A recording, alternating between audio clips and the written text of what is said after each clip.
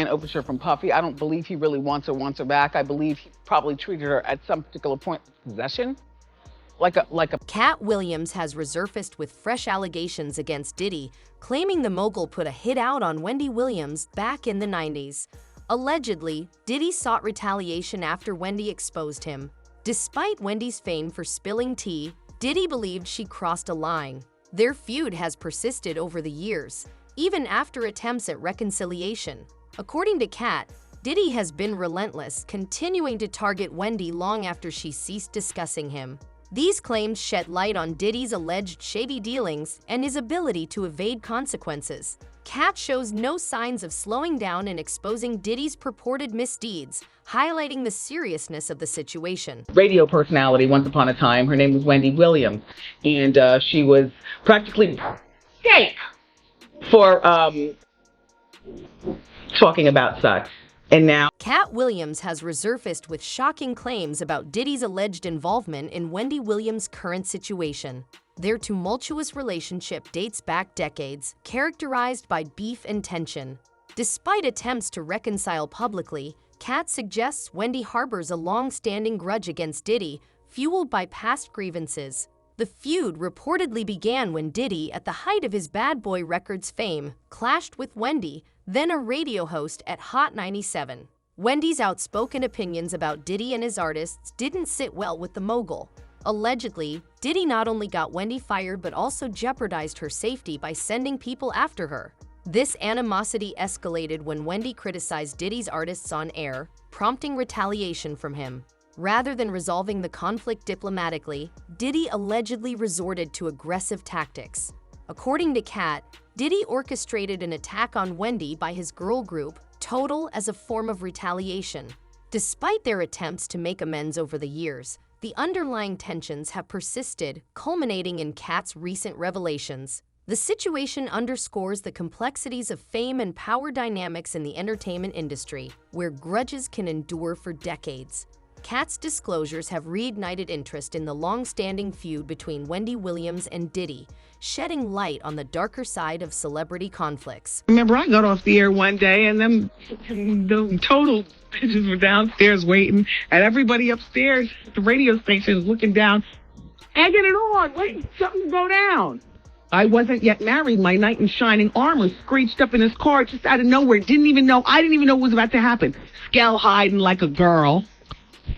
Skell. I'm standing in the door like, what? And I'm literally about to go through. Now, I'm not like, what, let's fight, because I'm not one of those type of broads. Plus, there was 3 of them. Diddy's manipulation of his artists for personal gain was a recurring theme in his tenure as a music mogul. One notable incident involved Total, a girl group signed to his Bad Boy Records label, when Wendy Williams, then a radio host, aired critical remarks about Diddy and his artists. Tensions flared. In a startling turn, Diddy allegedly orchestrated an attack on Wendy by Total, a move that shocked many. But Total wasn't the only victim of Diddy's manipulative tactics. Shine, another artist under Diddy's wing, found himself embroiled in controversy. During a nightclub shooting incident involving Diddy and Jennifer Lopez, Shine faced serious charges. However, the charges mysteriously vanished, leaving Diddy unscathed. Shine, on the other hand, bore the brunt of the fallout, allegedly coerced into taking the fall by Diddy's machinations. Shine's story highlights the darker side of Diddy's influence, where loyalty to the label seemed to come at a hefty price.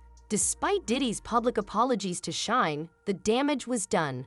Bad Boy Records dropped Shine while he was incarcerated, leaving him abandoned by the very entity he served. Wendy Williams, however, wasn't without her own support. Despite facing off against Total, she had her then-boyfriend Kevin Hunter by her side, ready to defend her. Wendy's resilience in the face of adversity was evident. Even after the close call with Total, she didn't back down. Instead, she intensified her efforts, using her platform to expose Diddy's alleged misdeeds further. In retaliation, Diddy allegedly resorted to underhanded tactics, attempting to discredit Wendy. However, Wendy proved to be a formidable opponent. She retaliated by leaking embarrassing photos of Diddy's son with his perceived enemy, Suge Knight. This move not only embarrassed Diddy but also escalated the tension between him and Suge, adding fuel to the already intense East Coast-West Coast feud. Amidst this turmoil, Diddy faced personal scandals of his own, denying paternity of his son Justin and accusing his ex-partner Misa Hilton of trapping him with another man's child. Diddy's image was tarnished. Reports of him being physically abusive towards Misa only added to the controversy, painting a troubling picture of Diddy's character. In the intricate web of feuds and scandals, Diddy's actions reverberated far beyond the music industry. His alleged manipulation of artists and involvement in personal scandals exposed a darker side to his persona, one that contrasted sharply with his public image as a successful music executive. Hottest DJs offer Hot 97 because she wanted to put up a picture of him getting his pants pulled down. You understand what I'm saying? Puff had Pop. For whatever reason, dude was playing with Puff. He went behind him and grabbed his trunks and pulled them down. When he grabbed his trunk to pull them down, some girls knew was taking pictures. They took that picture and emailed it back to Wendy Williams. Wendy Williams said she had him in a compromising position and like it was gay porn or something like that.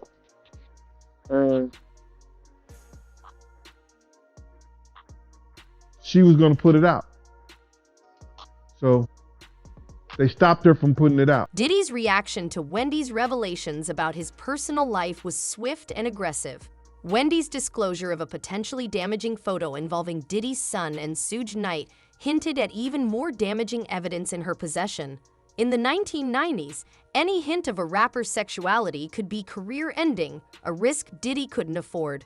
Wendy's insinuation of possessing further incriminating evidence sent Diddy into full damage control mode. Allegedly, Diddy and his entourage embarked on a trip to a beach or island paradise, where compromising photos were taken. These photos purportedly depicted Diddy in a compromising situation with another man, a revelation that could have shattered his carefully crafted image. In a bid to silence Wendy and prevent the release of these damaging images, Diddy reportedly exerted his influence. According to sources, Diddy leveraged his connections and influence within the industry to have Wendy fired from her position at Hot 97. Threatening to withdraw his artist's songs from rotation on the station and block industry promotion, Diddy wielded his power to suppress Wendy's allegations. With his extensive network and influence, Diddy effectively silenced Wendy and protected his reputation from further harm. A radio personality once upon a time. Her name was Wendy Williams, and she was practically fake for talking about such. And now it's all. Wendy's ex-husband, Kevin Hunter, shared in an interview the extent of Diddy's attempt to ruin her life and career, highlighting the seriousness of the situation. On the radio station, did he have anything to do with that? I think that yes, I think he got, well, let's be clear, nobody got fired. Okay. He got suspended. Okay. Yeah. Did he use his influence and power with Steve Smith and them at the time, and God knows whatever his relationship was with the overall station, because Bad Boy was a powerhouse. We all know how Bad Boy dominated a large part of the 90s. And as far as New York, you know, they was a powerhouse. So was he, you know, King Joffrey Joe? Yeah. Did he go on here and shake them up and say, yo, you know? Diddy's determination to silence Wendy Williams was evident, despite her past support for him. Wendy had stood by Diddy's side during his turbulent times, including the aftermath of a tragic event in December 1991. Diddy, along with rapper Heavy D, organized a charity basketball game intended to raise funds for AIDS foundations. However, the event turned disastrous when the venue became oversold, leading to a fatal stampede that claimed 9 lives and injured 29 others. Amidst the backlash, Wendy defended Diddy, attributing the incident to a misunderstanding and urging fans to give him a second chance. However, Diddy's loyalty was short-lived. When Wendy began shedding light on his questionable actions, particularly regarding his treatment of artists, Diddy swiftly turned against her. He launched a concerted effort to derail her career, employing various tactics to silence her. Despite facing setbacks, Wendy refused to stay down. She made a remarkable comeback, using her platform to expose Diddy's alleged misconduct further. One of the most shocking revelations involved Diddy's handling of the late rapper Biggie Smalls' publishing rights.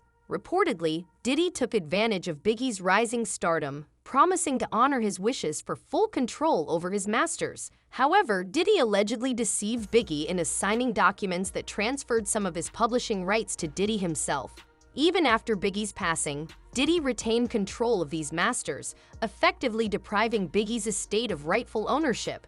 Years later, Diddy made headlines by announcing his decision to return the full masters and publishing rights to his former artists, portraying it as a gesture of generosity and redemption.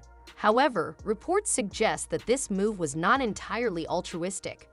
Diddy allegedly used the opportunity to coerce his former artists into signing non-disclosure agreements, preventing them from speaking out against him. This strategic maneuver aimed to silence potential whistleblowers, particularly amidst looming legal battles, such as Cassie's lawsuit against him. The revelation sheds light on the complexities of Diddy's character and his manipulative tactics within the music industry. Despite presenting himself as a changed man, Diddy's actions highlight a pattern of exploitation and deception, ultimately tarnishing his reputation. All his artists, when he gave them their publishing back. I'm gonna give y'all publishing, but y'all can't talk about Janice Combs, Justin Combs, Sony, Bad Boy, or anything that happened. Y'all can't talk about. Rapper Maze refused to comply with Diddy's schemes, rejecting NDAs and demanding fair compensation for his work at Bad Boy Records. Despite Diddy's dismissal of Maze's claims, the rapper's track record of 5 platinum singles suggests otherwise. Rumors suggest Diddy blackballed Maze from the industry, hindering his success after leaving Bad Boy. Even after Maze transitioned to a pastor, Diddy continued to disparage him in interviews. Maze's resilience seems to have left an indelible mark on Diddy, showcasing the rapper's enduring presence in Diddy's consciousness. I did one album with Mace. One album. How much money do you think I owe this guy? One album, and then he became a fake pastor and went and conned. Aubrey O'Day, like Maze, refused Diddy's NDA. She accused him of body shaming and making advances, which angered her. Imagine why somebody would want to fire somebody. Can you give us a little? I wasn't willing to do what was expected of me.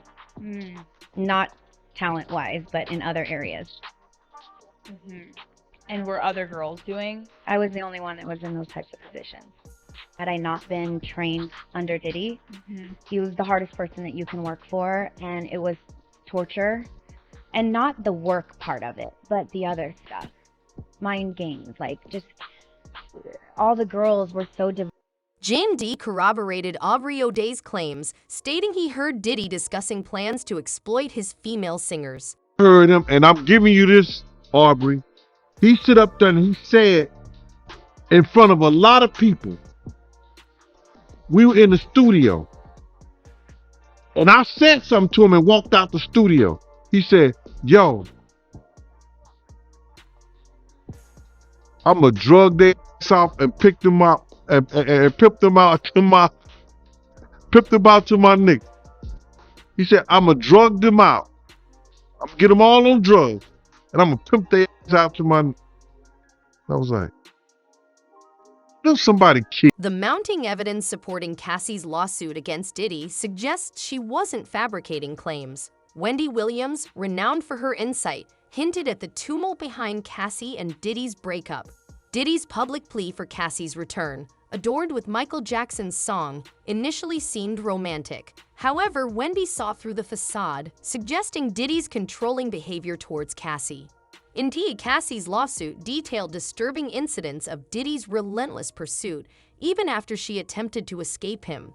Despite seeking refuge in various locations, Diddy's network, including his attorney and industry connections, tracked her down. They coerced her into complying with Diddy's demands, threatening her career if she resisted. Wendy's astute observations over the years garnered Diddy's disdain, according to Katt Williams. Allegedly, Diddy plotted to silence Wendy permanently to prevent further exposure. Fortunately, Wendy emerged unscathed, but the ordeal prompted her to cease discussing Diddy altogether. Fans echoed Wendy's sentiments, expressing outrage over Diddy's alleged actions. Many believed Diddy's influence extended to Cassie's drastic hairstyle change and subsequent depression. Wendy's courage to confront Hollywood's dark realities, particularly regarding Diddy, resonated deeply with her audience, who now view recent revelations with vindication. Amidst the unfolding drama, Wendy likely observes with satisfaction, vindicated in her long-standing warnings about Diddy's true nature.